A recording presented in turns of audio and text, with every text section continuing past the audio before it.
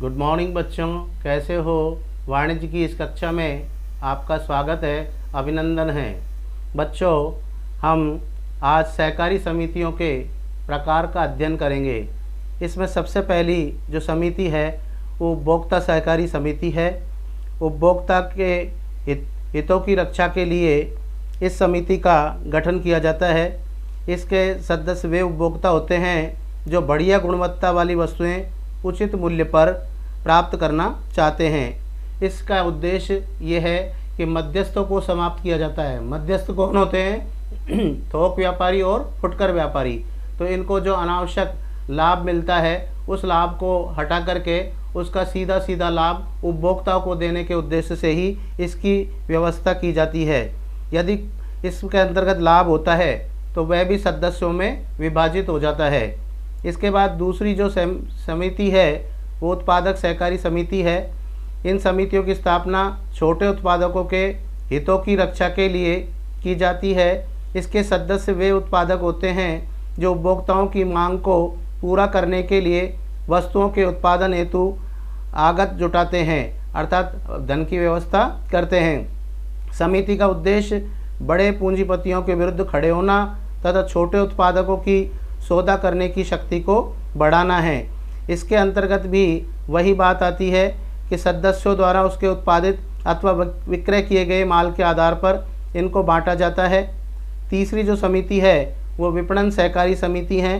विपणन समितियों का गठन छोटे उत्पादकों को उनके उत्पादों को बेचने में सहायता के लिए किया जाता है।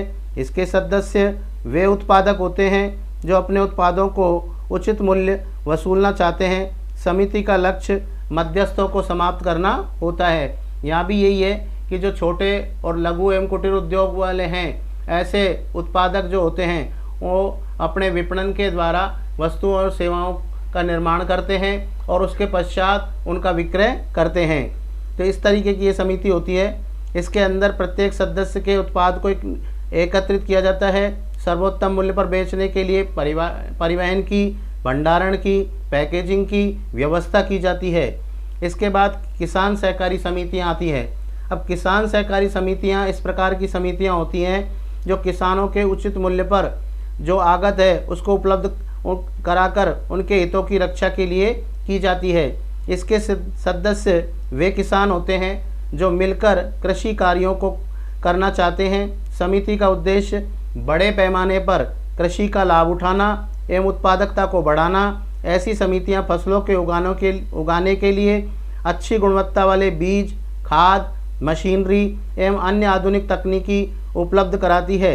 इससे किसान केवल पैदावार ही नहीं बल्कि अपनी आय भी बढ़ाते हैं। इसके पश्चात सहकारी ऋण समितियां आती हैं।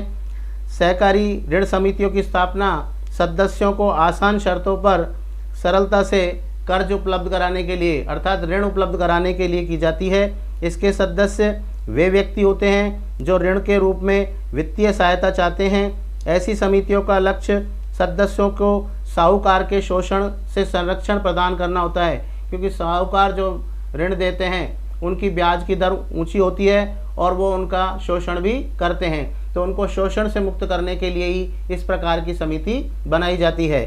सहकारी आवास समितियां बनाई जाती हैं कि ऐसे व्यक्ति जो आवास खरीदना चाहते हैं या आवास का निर्माण करना चाहते हैं तो उनके लिए उचित लागत पर मकान बनाने के लिए इस समिति की व्यवस्था की जाती है।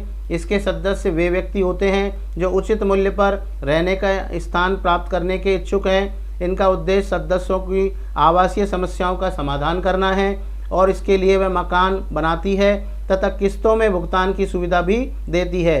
ये समितियां फ्लैट बनाती है। आजकल आप देख रहे हैं कि कुछ सदस्य मिलकर के शहर के अंदर सस्ती मूल्य पर भूमि प्राप्त करते हैं और फिर उसके बाद में उस पर फ्लैट बनाते हैं। एक साथ जब फ्लैट बनाए जाते हैं तो उसमें रोड़ी, बजरी, सीमेंट दीर्घ स्तर पर या लंबे स्तर पर या उच्च स्तर पर खरीदी जाती है, जिससे उसकी लागत कम आती है और मशीनें और प्लांटों का उपयोग भी आसानी से हो जाता है। तो इस प्रकार से ये अनेक प्रकार की सहकारी समितियां बनाई गई है जिनका उद्देश्य अपने सदस्यों को लाभ पहुंचाना है और सदस्यों के साथ में इस तरीके की व्यवस्था करनी है कि उनको शोषण से मुक्त किया जा सके। ये समितियों की मैं आपको फ़ोटो प्रति भेजूँगा। ये फ़ोटो प्रति आप उसमें से किताब में से उतार लेंगे और इसके बाद में इसको याद भी करते रहेंगे। बाकी आप घर पर रहें, स्वस्थ रहें। धन्यवाद।